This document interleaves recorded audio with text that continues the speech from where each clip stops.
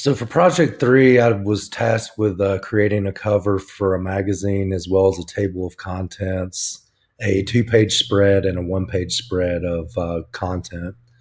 So we were required to pick a theme of our choosing and then find some articles that related to the theme and then create a cohesive layout that presents a nice narrative for our story.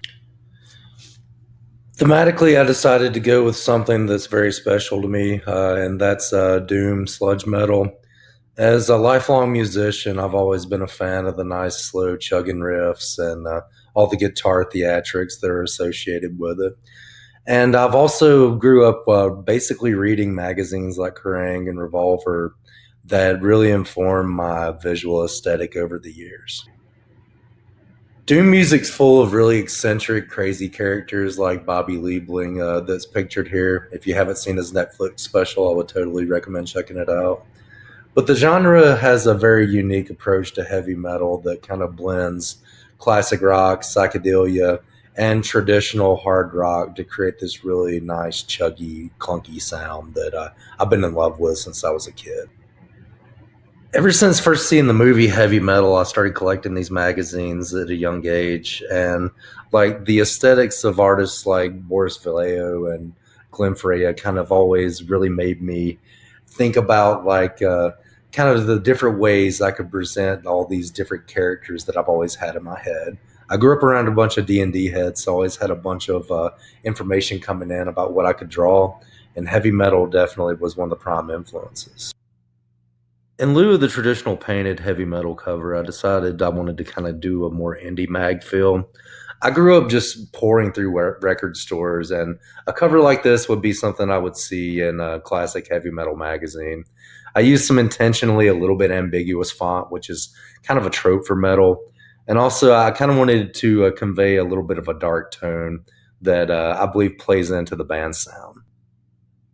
For my table of contents, you really can't present a Doom mag without having at least 20 images of Matt Pike scattered through it. So this is my first one. I put in an interesting article about his sobriety and how he's been dealing with it while on tour. I can relate as a touring musician, and I find some of his insights very familiar. So I think you'll enjoy the article.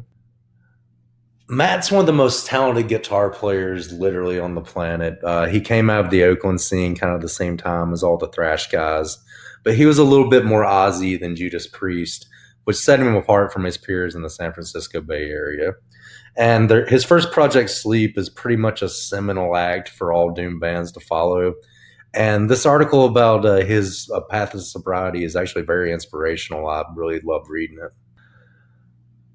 My type choices for both the full spread and the single sheet, I like using headers and cut lines to kind of draw the reader in and kind of chunk up the sections of the article.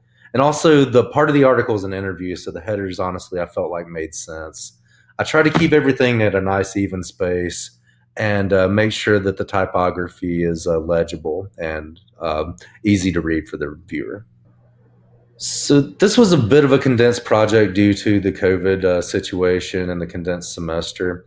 But I really had fun doing this, and I actually want to go ahead and push this a little further. I'm in several Doom Facebook groups and also a few YouTube groups. And I think some of my buddies will get a kick out of this. And I think we're actually going to push this and try to put this out. I showed it to one of my friends today, and he's pretty excited. We're going to embed some of his music lessons in here. So I appreciate the time. Have a good summer. Thank you so much.